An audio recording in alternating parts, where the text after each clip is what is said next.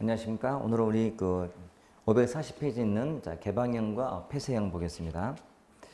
자, 이 주제는 이제 실제로 도입된 인사 지도보다도 실제로 개방형과 폐쇄형의 장단점을 묻는 게 일반적인 거니까 일단은 교재에 나와 있는 아래쪽에 개방형 장단점의 그 박스 내용을 보시면 돼요. 폐쇄형의 장단점은 개방형과 반대이기 때문에 이것만 보시면 되니까 일단 개념은 앞에서 언급된 적이 있었죠. 개방형은 공무원의 채용이 모든 직급에서 가능한 제도예요.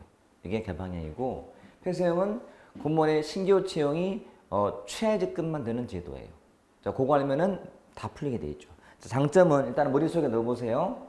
개방형은 공직의 모든 직급에서 신규가 가능해요. 그 말은 밖에서만 뽑는 게 아니고 밖에서도 가능해요. 그러니까 내외가 경쟁하는 구조예요. 내외 경쟁. 반면 폐쇄형은 신규 채용은 무조건 최하직급만 돼요. 아래서만 올라가는 관계가 폐쇄형이에요. 그러니까 외부의 경쟁자가 없는 거죠. 내부자만 기회가 간다 이렇게 보시면 돼요. 그래서 장점이 임용이 훨씬 더 융통성이 많겠죠. 모든 직급에서 가능하니까. 우수한 인재. 그다음에 질적 수준도 중대. 우리 개방형 그러면 연관된 단어가 직위분류제고 전문가주의예요. 그러니까 전문성 높은 사람이 들어오기 때문에 우수한 인재, 질적 수준 증대고, 문호가 개방돼 있어요. 침체가 방지되고 통제도 쉬워지고. 보통 폐쇄형이 신분이 보장이 되기 때문에 통제가 안 되는 반면 개방형은 신분이 보장이 안 되기 때문에 통제가 더 잘 돼요. 그리고 자기 개발하게 돼요. 재직자들이 자기 개발을 해야만 외부자랑 경쟁하기 때문에 개발을 촉진하게 되고, 그 다음에 신진대사 촉진되고, 들어오고 나가는 게 되게 쉬워져요. 문제는 뭐냐? 특히 1번에 재직자들의 사기가 떨어지게 돼. 뭐 열심히 충성해왔더니 봉사해왔더니 기회가 나한테 오는 게 다 아니잖아요. 밖에 사람한테 기회가 갈 수 있기 때문에. 그리고 비능률, 이직이 증가하게 돼요. 그 다음에 신분이 보장 안 되기 때문에 안정성 떨어지기도 하고요. 정실이 생기기도 하고요. 뭐 일체감 떨어지기도 하고요. 별거 없네. 그래서 결론은 개념하시면 장단점은 자동이다. 그래서 자주 안 나오고 나온다 하더라도 기본 뜻 알면 풀리게 나오기 때문에 부담이 안 되는 그런 내용이다 이렇게 생각하시면 됩니다. 그 다음에 자, 현재 도입된 제도가 몇 개 있는데 개방형 직위, 공모직위. 들어본 듯해요. 언제 들어봤어요? 그렇죠. 고위 공무원 때 해봤어요. 내용이 똑같은데 이게 좀 더 넓긴 해요. 자, 개방형 직위는 대상이 공직 내외에서 그 자리에 전문성 지닌 사람을 좀 쓰고자 하는 제도인데 비율은 20%예요. 들어온 사람들의 신분은 임기제 공무원이 임기제. 그리고 공모직위는 부처 내외 공무원 중에서 뽑아요.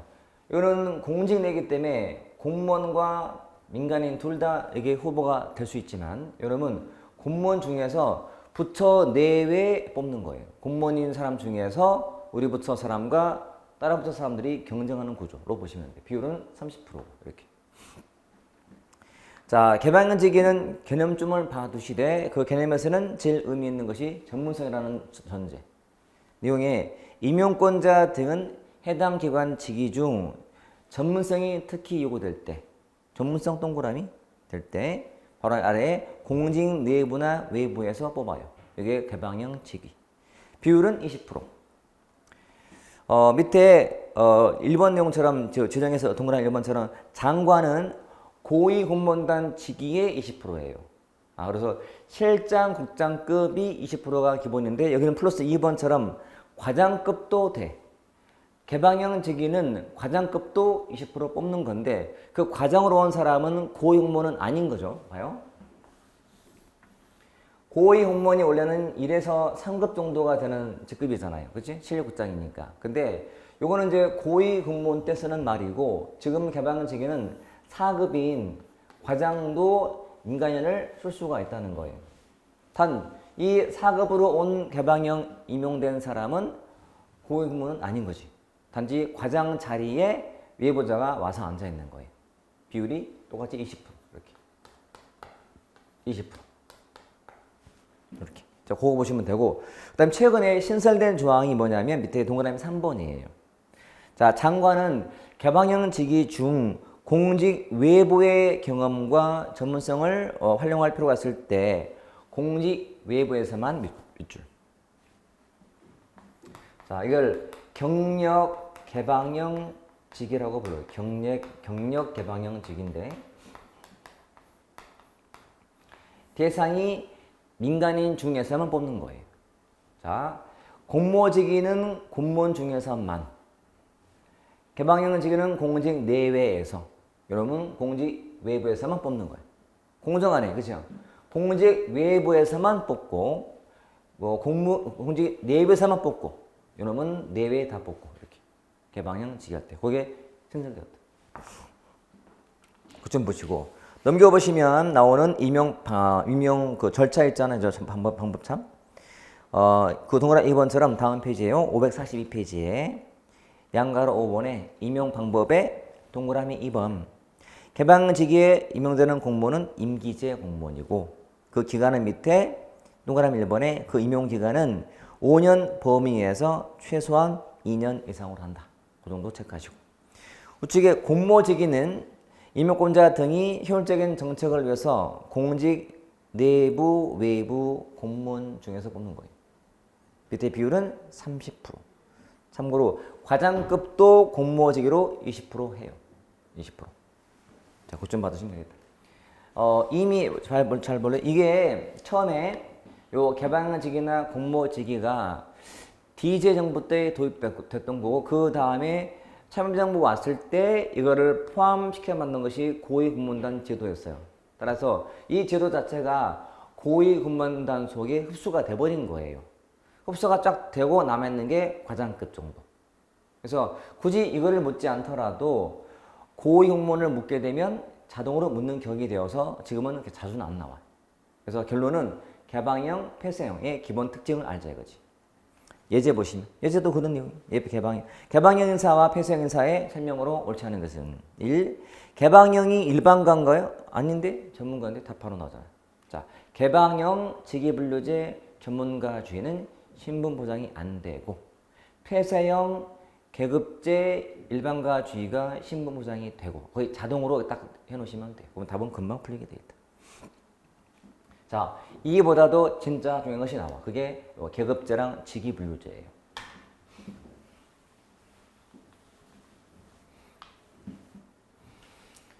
자, 공직분류에서는 특히 얘가 중요해요. 직위분류제가. 자, 뜻이 뭐냐면 계급제랑 공직분류하는 기준이 뭐냐? 사람이에요. 그 사람의 신분과 자격으로 공직을 분류하는 거예요. 그 사람의 신분과 자격 이퀄 이게 곧 능력이에요, 여러분. 자, 중요한 것은 사람이란 말을 표현할 때 개개인이라고 돼요. 개개인. 자, 개개인 또는 개인의 능력으로 뽑는 공직 분류하는 것이 계급제예요. 반면 얘는 직무예요. 직무의 권한도 책임도를 갖고 공직을 분류해. 이놈은 벌써 사람을 봐. 사람 신분이 뭐예요? 어떻게 보면 그 사람의 신분이 곧 자격이요 능력인 거예요. 신분이 왕족인가요? 그러면 다 가능해요. 제한이 없어요. 근데 신분이 천민이면 자 밑에 집밖에 못해요. 이렇게 분류할 때. 이거는 사람을 보지 않고 직무를 봐요. 직무를 봐서 직무에 필요한 사람을 데리고 오는 것. 신분 따지지 않고. 이게 직위분류제예요. 느낌 좀 다르죠?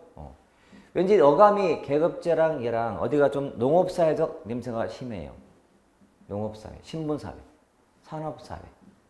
어디가 더 합리적이죠? 합리적이에요. 느낌상. 직위분류는 개방형, 폐쇄형. 개방형이고 전문가. 이놈은 폐쇄고 일반가. 반대로 보시면 돼요. 이렇게. 이놈은 신분이 보장이 되고 신분이 보장이 안 되고 폐쇄형 계급제 일반가주는 앞에 배웠던 직업 공무원제 요소. 따라서 계급제가 거기에 기여하게 돼. 근데 이놈은 그걸 처하게 돼. 우리가 알고 있는 직업 공무원제는 신분이 보장이 돼야 돼. 근데 보장이 안 되거든. 이렇게 단점이 나올 거예요. 이만큼.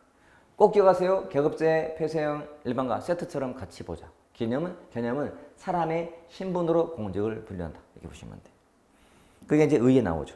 사람의 특성인 신분 또는 학력, 보통 학력이나 다 이게 자격화됐다 보시면 돼요. 그 다음에 신분이 곧 자격인 거예요. 학력이 자격이 되고 이런 식이에요. 우측의 특징이 일반가 지향, 폐쇄형 중원 계급의 신분화, 신분 보호장 이렇게. 장점 시야가 넓어. 일반가하고 전문가랑 뭐가 더 시야가 넓어요? 일반가가 넓어요. 좁고. 그리고 인사배치에 탄력이 많아. 같은 계급이면 모든 일이 가능하다고 봐요. 7급이면 정보, 전산, 무슨 뭐 회계, 일반 행정, 국방 다 가능하다라고 보는 게 일반가주의야, 일반가주의. 그다음에 3 당연하지. 직업 공무원제 확립에 기여하게 돼. 이놈은 줘야하게 되고 또 관리자 육성에 기여해. 관리자들은 시야가 넓어야 돼, 좁아야 돼요? 넓어야 돼. 시야가 넓은 건 일반가거든요. 넓다. 그게 나름은 장점이지만 단점도 있어요. 당연히 전문은 안 되지. 일반가주의인데. 그죠? 그 다음에 신분이 보장이 되기 때문에 관료주의화 되고 특권 집단돼요. 그러니까 막 움직이지 않는 사람이 되는 거예요. 왜? 내 신분에 아무런 지장이 없기 때문에 요구사항에 대해서 응답을 내가 잘 안 하더라도 신분에 지장이 없어요. 사람이 좀 게을러지겠지. 자, 공정한 보수가 직무급인데 이놈은 직무급을 줘요. 참고로 얘는 직무급, 여기는 생활급을 주거든. 생활급. 말 그대로 잘 유추해 보세요. 그 신분에 맞는 생활을 하도록 급여를 주는 거예요. 생활급. 이거는 뒤에 배울 보수에 나올 거예요. 생계비 또는 그 사람의 생활에 필요한 만큼을 주겠다는 거예요. 생활급의 기본 개념 자체가. 신분이 그 사람이 귀족이면 귀족에 맞는 생활을 해야 되잖아요. 그만큼 돈이 있어야 되거든. 생활급. 이러면 직무를 보여주는 게 직무급이에요. 가장 공정한 보수라 보시면 돼요. 그 다음에 당연히 비합리적이지. 이게 더 합리적이고 비합리고. 또 권한도 책임도 불명확해요. 이놈은 전문가들은 분야가 딱 정해져 있잖아요. 그리고 책임이 명확하지. 권한도 명확하고. 이게 차이로 보시면 돼요. 그러니까 요놈의 장점은 요놈의 단점이 될 거고 요놈의 단점이 장점 될 거예요. 됐죠? 자, 예제 보시면 계급제로 옳지 않은 것은 1. 개별 공무원의 능력, 자격을 갖고 공직 분류하는 거예요. 맞고. 2번처럼 신분 보호장, 그다음에 뒤도 맞죠. 직업공무원장님의 긍정적인. 3. 계급 내에서 인력 활용의 융통성이 높아요. 같은 계급이라면 직무는 다 가능하니까. 근데 4처럼 직무급 확립에 통해서 전문화에 기할 수는 없지. 이거는 직위분류제의 특징이니까. 자, 이 목이 중요하다. 직위분류제. 자, 걔네는 뭐라 했죠? 직무의 곤란도, 책임을 갖고 공직을 분류하는 제도가 직위분류제예요.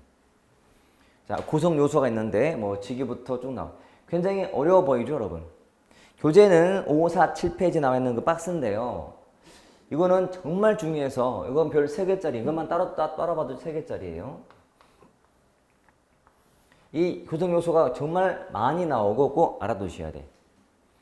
자, 이렇게 굉장히 많은 개념적인 단어가 나오지만 이거를 다 하기는 버거워. 노란색이 보이죠? 노란색을 활용하자. 직위는 보통 한 사람한테 줄 만한 직무나 책임을 부르는 말이에요. 직위. 자, 이렇게 한 사람만 죽이자. 한 사람만 직이면 돼요. 한 사람만 직이자. 직위. 직급은 직무의 종류, 곤란도, 책임도가 유사한 직위의 군, 직위를 다 모아둔 거예요. 이거 기억하는 법은 위급. 종류는 유사한데 책임과 곤란도가 다른 직급의 군. 이거는 금열로 기억하자. 금열. 자, 직급이라는 단어가 나오면 맨 뒤에 뭐 찾자? 직위의 군, 인나 찾자. 직위의 군, 직위의 집합, 직위의 묶음 이렇게. 이게 직급. 직열은 직급을 찾자. 직급의 군. 직열. 직군은 직열의 군이야. 열군. 열받는 군, 열군. 직류는 직무를 찾자. 직무를 다 모은 게 직류, 무류. 직무의 군, 직류, 무류. 얘도 위급. 근데 직급도 위급이요. 얘도 위급인데 차이가 뭐냐면 직급은 종류, 곤란도, 책임도가 다 유사하지만 등급은 종류가 달라요. 이렇게 이것만 좀 주의하면 되고 기준은 직급이에요. 직급은 종류, 곤란도, 책임도가 다 유사한 직위군을 의미하는 거고 등급은 종류는 달라. 근데 곤란도나 책임도가 유사한 직위군이라고 불러요. 자, 반복을 많이 하시되 맨 뒤를 꼭 떠올려보자는 거. 여러분, 명심하세요. 시험은 맞추기에서 존재하는 거예요. 그래서 앞의 내용보다도 일단은 맨 뒤를 먼저 보자. 이렇게 암기해 두시면 문제의 한 97%는 풀려요. 나머지 2, 3%가 이제 내용을 모를 때가 있어요. 그때도 이거 직급과 등급 등이 주된 포인트고 나머지는 굉장히 부차적이라서 사실은 거의 다 이것만 활용해도 아마 풀릴 거예요. 이거 무조건 암기. 자, 그것도 카메라에 찍어서 자꾸 보고 다니셔야 돼. 굉장히 중요하고 의미 있는 내용이니까요. 그 다음에 자, 절차가 있는데 절차 자체가 중요하기보다는 절차상 나와 있는 몇 가지 요소 중에서 추가로 필요한 단어가 몇 개 나와요. 첫 번째, 앞에 뭐 직위분류 계획을 짜고 담당자를 정한 다음에 직무를 조사하게 돼. 다른 말로 직무 기술서예요. 조사하면서 직무를 기술하는 거예요. 야, 이런 거구나, 이런 거구나 기술하는 게 직무 기술서고, 이 조사를 바탕으로 직무를 분석하게 돼요. 직무 분석. 자, 직무를 분석해서 뭘 정하냐면 직무의 종류를 정해요. 그게 바로 직렬과 직군이에요. 직렬과 직군을 이제 분류하는 작업이 분석이고, 평가는 여러분 평가한다. 평가서는 뭘 정할 것 같아요? 평가란 등급을 정해. 등급이나 직급을 정하는 거예요. 등급과 직급을. 우리가 학교 다닐 때 중간고사, 기말고사 다 평가거든. 3월 평가, 6월 평가. 그걸 봐서 내신 등급 매기듯이 아, 평가란 등급을 매기는 거구나 라고 보시면 돼. 그죠? 등급은 평가를 통해서. 그러면 평가는 법이 있어요. 직무 평가 방법. 이거 되게 유용한 것이 이거 순서로 암기할게요. 일단 서열, 분류, 점수, 요소, 비교해서 앞에 따면 서분, 점유예요. 서분, 점유. 끊으세요. 서분, 점유. 자, 서분을 끊은 이유는 뭐냐면 자, 느낌상 보세요. 서열, 분류, 서분, 점유 중에서 어디가 계량적 같아요. 그렇지? 점수니까 계량적. 그러면 서분은 비계량적. 이거를 양적이라고 해요. 양적, 계량적. 이러면 질적이라고 하기도 해요. 서분, 점유 해놓고 두 번째 분점. 분점. 자, 분점은 뜻이 뭐냐? 절대평가라는 뜻이. 절대평가. 그러면 서요가 뭐고? 상대평가란 말이겠지. 이러면 상대평가. 자, 절대평가라는 것은요. 직무하고요. 그리고 등급의 기준표를 갖고 평가하는 거예요. 기준표 가지고. 이놈은 직무 대 직무를 비교하는 게 상대평가고 이렇게. 굉장히 유용해요. 여러분 이것만 정말 활용 잘하세요. 문제가 100% 풀려요. 서분, 점유, 분점.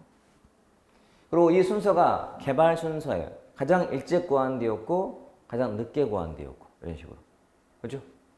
가장 비용이 많이 들어요. 그만큼 정교한 대신에 여러 가지 많이 하기 때문에 서분, 점유, 분점 이렇게. 자, 항상 계량이라는 의미는 점유를 의미할 때는요. 수치화시킨다거나 점수한다라고 말을 해. 점수화. 그러니까 지문에 점수하겠다 그러면 점유. 이거는 점수가 아니고 판단을 통해서 하겠다. 판단. 판단은 주관적인 거예요. 비계량적이다 보시면 돼요. 이러면 점수화, 이러면 판단 이렇게. 가장 먼저 서열법, 가장 늦게 요소 비교법 이런 식으로. 정말 유용하다. 제가 강의도 해왔고 공부도 해오면서 만든 것 중에서 정말 잘 만든 것 중에 하나가 얘예요. 지금 봐도 내가 어떻게 만들었지라고 스스로 감탄하고 있어요. 왜냐면 이걸 다 풀리기 때문에 100%다 풀려 100%. 이것만 활용 잘하세요. 평가. 이게 평가한 다음에 직급 명세서 만들고 그 다음에 급을 할당하면 돼. 정급한다 이렇게. 이게 분류 절차예요. 단순하지만 절차도 이렇게 조, 분, 평으로 일단 기억해 놓자. 조, 분, 평. 조, 분, 평. 그러니까 순서가 바뀌면 안 돼요. 조, 분, 평. 조사, 분석, 평가. 조, 분, 평. 이렇게. 자, 그 내용이 교재 548과 9와 그리고 550페이지에 나오는 내용이었어요. 551에 갔더니 장점 보이죠? 보수의 합리. 직위분류가 굉장히 합리적인 거예요. 그러다 보니까 인간미가 없을 거예요. 합리, 권한도 명확, 전문화 촉진, 전문가주기 때문에. 직위분류제, 개방형 전문가주의. 신분 보장은 안 돼. 전문화 촉진. 계급식이 없죠? 계급제가 아니잖아요. 문제는 뭐냐? 인사배치에 탄력성이 없다는 거예요. 계급제는 같은 계급이면 모든 직이 가능해요. 하지만 전문가주의를 취하는 이 직위분류제는 그 자리 아니면 일 못하는 거야. 전문가이기 때문에. 그 다음에 이분 당연하지. 우리가 알고 있는 직업 공무원은 어때요? 신분이 보장이 돼야 돼요. 그래서 폐쇄와 계급제랑 어울리는 제도예요. 이거는 개방형이잖아요. 전문가주의잖아. 확립이 어렵죠. 또 넘겨서 안정성이 없죠. 왜? 신분이 보장이 안 되거든요. 협조가 안 돼요, 여러분. 전문가들은 시야가 좀 좁기 때문에요. 소통이 잘 안 돼요. 두루뭉실해야만 소통이 잘 되는 법인데 일반가주의가 두루뭉실한 거예요. 소통이 잘 돼요. 이러면 안 되는 거고 인간은 무시, 합리적이잖아요. 철저하게 분석을 하는 거예요. 철저하게 객관적으로만 하기 때문에 인간면은 없어요. 자, 등기 나름은 단점이 있는 것들이죠. 자, 예제 보시면 33번에 자, 직위분류제 기본 개념으로 옳지 않은 거. 자, 직급은 뒤에 뭐 찾자? 위급. 직위군 있네. 위급. 직류는 무류. 무있네. 무류. 직렬은 금열. 금열. 직급 있네. 직군은 열군. 열이 없네. 직무의군이네. 답은 4번이 되겠죠.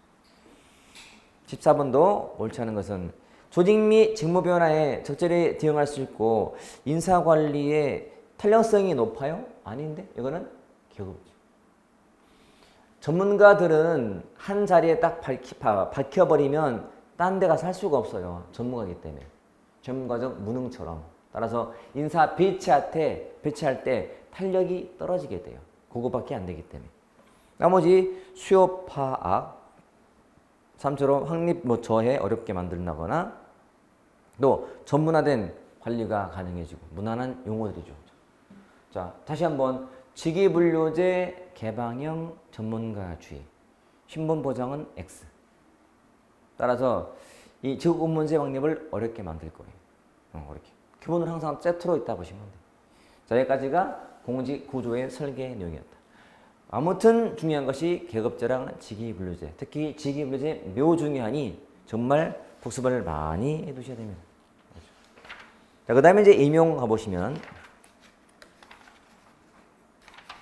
여러분 제가 여기 오기 전에 이제 그 우리 선생님을 만나서 잠깐 얘기했는데 그 선생님 그 아들이 참 공부를 잘해요. 잘하지만 올해도 목표했던 그 대학을 못 갔어요. 또 이제 학원을 다녀야 되는 상황이 됐는데 난 참 그 말이 너무나 부럽기도 하고 대단하다는 생각이 드는 것이 일단은 그 학생은 중학교 때 성적이 올백, 전 과목 올백. 그래서 가는 곳은 상상고를 갔고 공부 잘했어. 잘했는데 너무 기대치가 높은 나머지 넣은 곳에서 안 돼. 의대만 지원했어. 의대만. 근데 안 되고 이번에 삼소 들어가요. 근데 책을 사서 보려고 봤는데 사면서 뭐라 했냐면 제발 이 책에는 내가 모르는 문제가 있으면 좋겠다 라고 사더래. 근데 사자마자 이틀 만에 다 그냥 모르는 게 없대. 답이 다 보인대. 이걸 부러워해야 되나 어떻게 해야 되나 모르겠어요. 여러분. 대단하지 않아요? 위험할 수 있어요. 왜냐면 사람이 게을릴 수 있거든. 그만큼 공부를 많이 했다는 증거잖아요. 하도 많이 풀다 보니까 보면 바로 답이 보이는 거야. 올해도 수능 작년에 참 수능 2번 3번만 맞췄어도 좋은 데 갈 건데 그걸 쉬운 거 틀렸나 봐요. 평상시에는 거의 만점이 맞는데 수능을 봐더라도 근데 시험장 가서 꼭 실수를 하는 게 있나 봐. 한두 개. 그래서 안 됐나 봐요. 시험은 어차피 한두 개 차이 여러분. 한두 개 차이. 그래서 한두 개를 극복하는 방법은 절대 실력 문제가 아니고 평상시 습관 문제예요. 그래서 늘 집중해서 하시고 실수 없도록 하시고 문장을 끝까지 잘 읽고 그런 게 모니페이셔야 돼. 걔가 몰라서 틀린 게 아니고 순간 급하게 하는 바람에 살짝 숫자장 잘못한 거예요. 그게 치명적이잖아요. 1년간 늦게 가고 1년간 공부해야 되고 이미 친구들은 이미 다 다니고 있고 의대를. 얼마나 손해야 이게. 그치? 여러분도 방심해도 안 되지만 일단은 방식보다도 평상시에 집중하는 습관을 꼭 잘 들이시라고. 공부하는 습관상. 자, 임용은요 크게 세 가지가 있는데 모집, 그다음에 시험, 그리고 채용하는 단계예요. 근데 이 모집 쪽은 사실은 나올 게 별로 없어요. 자, 우리가 알고 있는 정도만 확인하면 돼요. 자, 모집 의, 그다음에 방법은 있지만 별거 없고 넘겨봤더니 나온 것이 모집 요건이에요. 자, 읽어보시고 같이 보게. 공무원들 모집할 때 교육, 즉 학력 제한을 둬 안 둬? 안 둬요. 공무원 모집에는 학력은 제한이 없어요. 연령은 제한이 있다 없다? 있어요. 하한선이 있어요. 상한선이 원칙 폐지고 하한선은 있다. 9급은 18세, 7급 이상은 20세가 돼야 볼 수가 있고 그 중에도 교정직은 또 9급일지라도 20세가 돼야 돼. 국적은 당연히 공무원들 대한민국 국민 뽑는 것이고 성별 따로 모집하는 건지 성별상 따로 제한을 두진 않아요. 거주지는 시도 모집은 보통 두죠. 지역 모집은 둔다. 하지만 시도 모집일지라도 서울시 등은 또 없다. 결격 사유. 자, 공무원이 될 수 없는 사유가 있는데 이것도 이제 법이 좀 개정이 되어서 교재 중에서 바꿀 게 하나 있어요. 일단은 아는 것만 확인하면 돼요. 교재 중에서는 자, 566페이지에 밑에 학력 막 연령 나오죠. 그 중에서 566페이지 맨 아래 보시면 제대 군인한테 주었던 특전인 가산점 지금 있다 없다? 지금은 없다. 확인하시고 우측에 결격 사유 중에서 박스에 참고에 나오죠. 임용 결격 사유 중에서 6의 3 있죠. 6의 3. 자, 형법상 성폭력 관련된 범죄는요. 금액이 바뀌었어요. 300만 원 말고 100만 원이고 100만 원 수정. 그리고 2년 말고 3년이 지나야만 돼요. 그러니까 성범죄로 100만 원 이상의 벌금 받은 사람은 3년 동안은 공무원 될 수가 없어요. 이렇게 이거 바뀐 내용이다. 그러니까 우리가 성범죄에 관련된 규정을 좀 강화했거든요. 물론 6의 4도 또 있지만 일단은 그 정도 일단 수정해 두시고. 그리고 항상 법률은요 시험장 가기 일주일 전 정도에 한번 검토할 필요가 있어요. 제가 기회가 되면 우리가 시험 보러 가기 전에 특강을 통해서 바뀐 사항들 간단하게 제가 할 거예요. 강의를 할 거니까 꼭 놓치지 말고 보셔야 됩니다. 자, 그래서 모집 자체가 그렇게 나올 게 없기 때문에 문제도 별로 없어요. 그래서 일단은 여기 있는 요건을 딱 보는 순간 그렇지만 본인이 알았다면 더 할 거 없다. 가볍게 넘겨보자. 자, 그 다음은 시험인데요. 시험. 자, 시험도요. 한마디로 말하면 시험은 타당성만 보면 돼요. 나머지는 사실은 개념상 충분히 파악이 되고 타당성이 내용이 제일 많거든요. 일단 시험은 의의가 공무원을 선발하는 수단이에요. 종류가 되게 많아요. 거기 필기도 객관식, 주관식. 실기가 있고 면접이 있고 서류가 있고. 우리한테 관련된 것은 객관식이고 면접이죠. 그렇죠? 객관식, 면접. 간단하게 확인하시면 된다. 시험은 유일하게 하나 나온 것이 뭐냐면 날개 쪽에 있는 면접 시험의 평정 요소를 물어봤어요. 우측의 문제처럼. 그래서 공무원 임용 시행령상 면접 시험의 평정 요소가 아닌 것을 안 다음에 그 5개 묻는 거고, 참고로 공무원들은 그 면접할 때 하는 것이 블라인드 면접이죠. 들어봤죠? 그 사람의 상세한 정보를 모른 채 면접을 하는 게 블라인드 면접이에요. 그 사람의 성적 몰라요. 나이 몰라요. 부모님 신상 몰라요. 오로지 면접만 보고 점수 매기는 거 블라인드 면접이에요. 그때 표현한 것이 5개 요소고. 그래서 그 우측에 나오는 그 박스에 꾸비아의 그 면접 시험 관련 결정은 읽어보시면 좀 도움이 될 거예요. 이거 나중에 여러분 합격한 다음에 필기 시험 나중에 면접할 때 그때 아마 응용될 거예요. 그때 참고하시면 되기 때문에. 중요한 것은 뭐라고? 효용성이다. 넘겨보시면. 자, 타당성, 신뢰성 등 나오죠. 개념. 타당성은 뜻이 정확성. 신뢰성은 일관성. 객관성은 누가 채점해도 차이가 나지 않아야 한다. 객관성. 난이도는 너무 어려워도 너무 쉬워도 안 된다. 실용성은 비용 같은 문제예요. 핵심은 타당성이고 뜻은 정확성인데 자, 유형이 세 가지예요. 기준 타당성, 내용 타당성, 구성 타당성.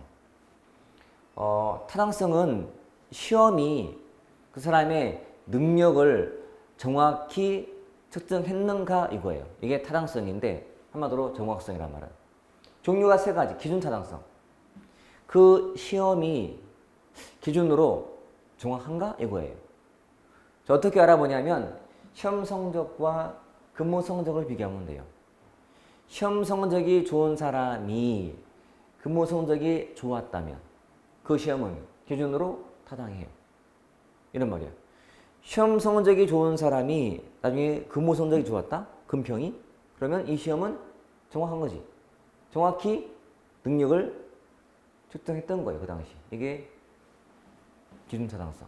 내용은 그 시험의 내용이 직무에 필요한 지식이나 기술을 측정하는 게 타당한 내용 타당성이야. 운전기사를 뽑는 시험인데 운전기사는 뭘로 시험을 봐야 돼? 운전 능력으로 봐야지. 근데 운전기사 뽑는 시험인데 헌법을 봤다. 내용이 맞지가 않아. 내용이 정확하지가 않아요. 직무에 필요 없는 기술이기 때문에. 구성 타당성은 좀 어려워요. 이론적으로 만든 능력 요소예요. 이론상 만든 능력 요소의 어떤 자질 같은 건데 자질을 그 시험이 정확히 측정해 주는 것이 구성 타당성이다라고 불러. 구성 타당성. 이론적으로 만든 거예요. 자, 이론상 만든 능력을 시험이 정확히 측정을 해 줘야 돼. 리더. 자, 리더한테 필요한 자질이 있다. 이론상 만들어야 돼요. 만든 게 뭐냐면 뭐 포용력, 뭐 정치력, 추진력, 협상력 등 만들었다면 이론상 만든 거예요.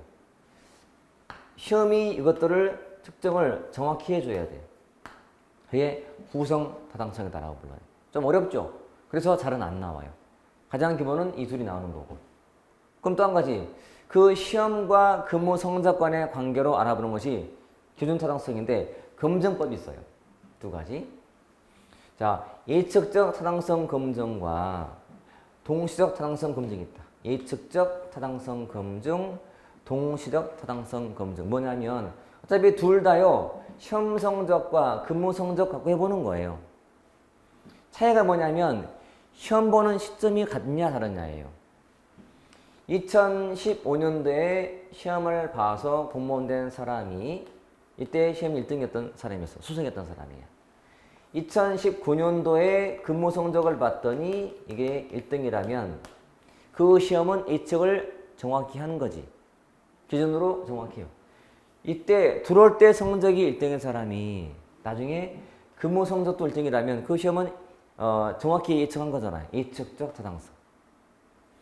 동시란 시험 보는 시점과 근평시가 같은 거예요. 이거 봐. 이거는 좀 어때요? 시험 본 시점과 근평이 다르잖아요. 이거는 이때 들어간 사람이에요. 근무 중인 사람을 불러요.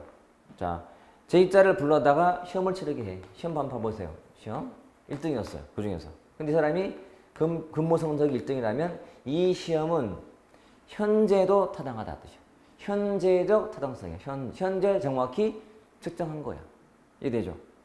여러분 근무하다가 누가 오래 갔더니 시험을 보래. 이거 테스트하는 중이에요. 그러니까 제재자한테 시험을 보게 하고 그 당시에 시험 성적과 그 당시에 근무 성적을 비교해 보는 거예요. 그랬더니 시험 성적도 1등인데 그 당시에 근평도 1등이라면 이 사람은 이 시험은 현재 그 사람의 능력을 정확히 측정하고 있다고 할 수 있는 거예요. 이게 기준 타당성 검증 방법이에요. 이렇게 꼭 봐두셔야 돼. 이게 타당성에서 의미 있는 내용들이에요. 자, 우리 교재도요. 570과 71에 보시면 타당성의 내용이 많이 소설되어 있잖아요. 그만큼 중요하니까. 그래서 이 부분도 제가 정독할 걸 권해요. 제가 지금 큰 뼈대와 가장 핵심은 이미 설명드린 거고 나머지 살은 읽어서 붙이시면 돼요. 개념부터 확인하시고 기준, 내용, 구성 이렇게. 중요하다. 타당성의 내용이었다. 우측의 신뢰성은 뜻이 뭐라고요? 일관성이고 일관성. 자, 검증 방법은 뭐 반분법, 이분법, 문항관 일관성 검증, 제시험법. 시험을 다시 보는 거예요. 같은 시험을 같은 대상한테 시간만 다르게 시간 간격 밑줄 이게 바로 종적이라는 뜻이에요. 끝에 종적 일관성이. 여러분 시간이 차이가 나는 것은 종적이에요. 같은 시점에서 하는 것은 횡적인 거고 시간이 다르면 종적이에요. 어제와 오늘은 뭐예요? 종적이에요. 오늘 지금 미국과 일본의 날씨 비교는 횡적이에요. 동시점은 횡적, 그다음에 다른 시점은 종적. 같은 시험지를 같은 대상한테 아침에 보고 저녁에 보고 시간이 달라. 시차. 이게 종적이다. 자, 이렇게 받으시면 돼요. 자, 넘겨서 객관성은 채점자의 주관에 따라서 성적 차이가 나면 안 된다는 거예요. 여러분, 자, 객관식, 주관식 뭐가 더 채점자에 따라서 성적 차이가 나요? 주관식은. 그만큼 주관이 개입되는 거거든요. 난이도는 너무 어려워도 너무 쉬워도 안 돼요. 난이도.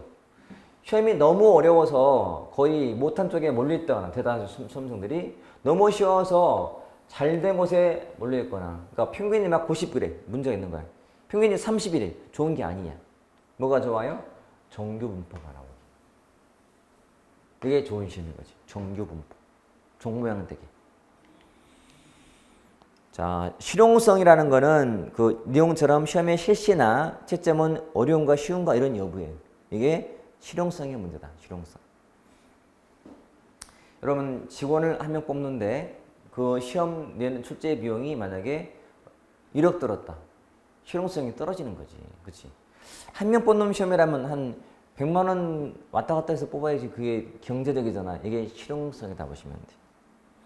됐죠? 여기까지가 일단 시험의 내용이었다. 핵심은 뭐라고? 타당성이다. 타당성의 종류 3가지를 정확히 다독하자. 그렇지? 자, 임용은 이제 뭐냐면 시험을 봐서 합격을 했어요. 이런 사람들이 채용하는 과정인데 종류가 있다.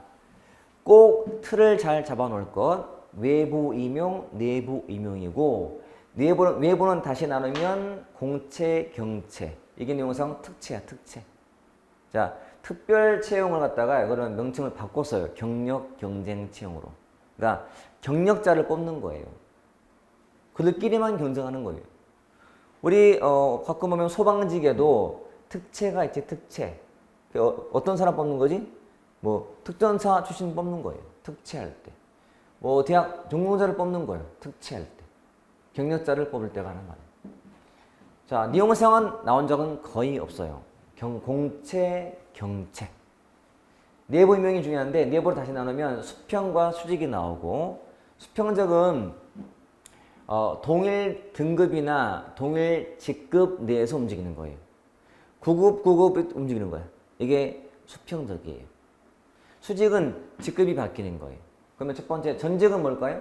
참고로 명칭 여러분 수평적 이동을 갖다가 배치 전환 또는 전환 배치라고 불러요. 배치 전환, 전환 배치. 수평적 이동. 그중에서 첫 번째 전직은 뭘까? 직렬 전환, 전보는 보직 전환, 그리고 파견 근무를 가. 빨리 들어봤죠? 파견 근무. 뭐 열세 부대에 있는 이병이 자기 수방사 이병으로 파견 갔다. 이런 식이야. 파견. 그러면 소속이 바뀌나요? 아니야. 난 원래 열세 부대야. 근데 수방사 가서 근무할 뿐이지. 누가 월급 줘야 돼? 열세 부대가 줘야지. 그게 파견 근무. 특징이라면 전직은 시험을 본다는 거야. 그 내가 엄밀 직렬해서 필요한 지식은 있어야 되거든. 그래서 여러분 일반직이 세무직 갈 때 이게 직렬 전환이야. 전직. 그때는 시험 치러야 돼. 세법. 회계학 시험 보고 가야 돼. 전보는 시험 필요 없어요. 파견은 소속이 변하는 게 아니야. 단지 근무하는 장소만 잠깐 바뀌었다 오는 거예요. 파견 근무할 때. 수직은 위아래. 성진은 아래에서 올라가는 거고 강임은 내려오는 거예요. 내려온다. 그러니까 8급이 뭐 되는 게 승진이죠? 8급? 8급이 7급 되는 게 승진. 강임은 내려오는 거죠. 그러니까 7급이 8급 되는 게 강임이라고 불러요. 강임. 용어만 보시면 돼. 용어만. 그 다음에 겸직은 직을 겸한다 뜻이고 그 다음에 직무를 대행한다. 상급자가 유고 시에는 하급자가 대신해요. 이게 직무 대행이에요. 자, 개념을 좀 잘 알아둘 필요가 있어서 하는 말씀이고, 많이 언급되기 때문에 무조건 이것을 잡아놓으시고 무조건 개념을 완벽하게 숙지해 놓기. 안 비할 거 있나요? 없어요. 전직, 직렬, 전환, 전보, 보직, 전환, 파견을 가고, 우리가 쓰는 말이거든. 승진하고, 강임하고, 내려서 임용해. 낮춰 임용하는 거야. 낮춰 임용한다. 뭐 지름신 강림했다. 내려온 거야. 마찬가지. 하강 내려오는 거. 다 강임할 때 쓰는 말. 됐죠? 이게 내부 임용의 주된 내용이었다. 그리고 이제 합격한 사람들은 이제 채용을 하게 되는 과정이 있는데, 첫 번째가 필요한 지식이 뭐냐? 후보자의 명부에 등재가 돼. 여러분이 공무원에 최종 합격하게 되면 최종 합격 통지를 받고 나서 이제 필요한 걸 알려줘요. 그러면서 후보 신청하라고 이제 통보가 와요. 임용 신청하라고. 자, 신청을 하면 명부에 올라가요. 후보자 명부에. 이 명부는 순서가 점수, 성적 순이에요. 특징은 유효기간이 있다. 유효기간이 2년이에요. 1년 연장할 수 있고. 내가 합격했는데 내가 아직 재학 중이야. 그때는 학업 사유는 돼요. 학업 사유를 대서 유예시키면 돼. 나 졸업하고 가겠습니다. 그럼 받아줘요. 또는 내가 졸업생이야. 그러면 내가 몸이 아픕니다. 진단서를 떼서 제출하면 연장이 돼. 심사에서. 그 다음에 15임용이 있다. 여러분이 이제 합격을 해서 후보자에 이제 등재가 되어서 발령해놨네?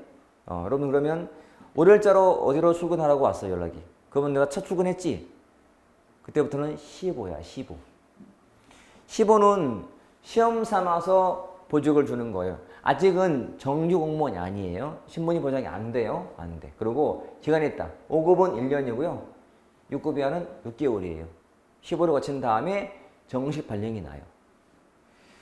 신분이 보장이 안 되기 때문에 6개월 뒤에 내가 발령을 못 받은 거야. 그건 잘린 거예요. 잘리면 소송 제기할 수 있다. 면직당하면. 원래 소송은 공무원이 신분상 불이익을 받으면 소송을 하는 거예요. 내 억울함을 좀 구제달라. 이게 소송제기인데, 원래는 정규 공무원만 가능하거든.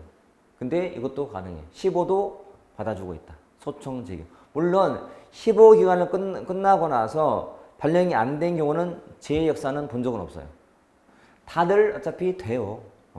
여러분 같으면 15 임용이 됐으니까 이제는 안심하고 막 살고 그건 아니잖아요. 어차피 6개월 정도는 긴장을 하고 업무 배워나가고 바쁘거든. 그러니까 충분히 거기 윗사람들 하는 대로 따라가게 돼 있어요. 그러다 보니까 발령이 안 된 적은 거의 없어요. 그러니까 15 임용 동안만큼은 원칙상으로는 보장이 안 되기 때문에 조금은 잘 해야지. 최선을 다하는 모습 보여줘야 되고. 15 임용. 책에 이제 그 말이죠. 575페이지에 후보자 명부의 등록. 밑에 이 동그라미 이번에 후보자 명부의 유효 기간은 2년. 그리고 1년 범위에서 연장 가능하고. 밑에 2번 15 임용 나오죠. 정식 임용되기 전에 이제 직무를 수행하면서 적성을 판단하는 거예요. 목적의 동그라미 2번에 나온 내용처럼 15 제도는 후보자의 적격성을 실시하기 위해서 하는 시험의 최종 시험이다 보시면 돼. 넘겨서 특징이 있다면 기간이 있다. 5급은 1년, 6급은 6개월. 그리고 동그라미 2번에 두 번째 줄 끝에 15 공무원은 신분 보장이 되지 않기 때문에 신분 보장 및 직권 면직과는 관계없이, 즉 불구하고 면직될 수 있어요. 그러니까 법에 나와 있는 면직 사유가 아니어도 15 끝나고 나서 발령이 안 나기도 한다는 거죠. 원칙상으로는. 이게 위법은 아닌 거야. 법에 나와 있기 때문에. 됐죠? 우측에 임명보직 상식이다, 여러분. 5급 이상의 임용권자는 대통령. 체크. 5급 이상은 임용권자가 대통령이고 6급 이하는 소속 장관이에요. 장관. 기억하세요? 5급 이상은 대통령, 6급 이하는 장관이 임용권자다. 예제 1번. 공무원 임용으로 옳지 않은 것은 전직, 전보, 강임이 수평적인가요? 뭐는 아니에요. 강임은 수직이잖아. 강임은. 틀렸네. 전직이 뭐라고? 직렬전환. 전보가 뭐라고? 보직전환. 강임은 낮추는 거니까 수직이 돼야지. 답은 1번이고 후보자 명부유예 기간은 2년. 파견은 소속기관 안 바꾸고 원소속도 소속기관에서 월급도 줘야 되고. 시보 공무원은 신보부장이 되지 않는다. 하지만 임용권자가 일방적으로 해임했다면 소청 제기는 할 수 있다. 이렇게. 별거 없죠? 문제가 빤한 거라서 가볍게 봐도 충분하니까 그 정도 정리하면 되겠어요. 자, 좀 쉬었다가 보겠습니다.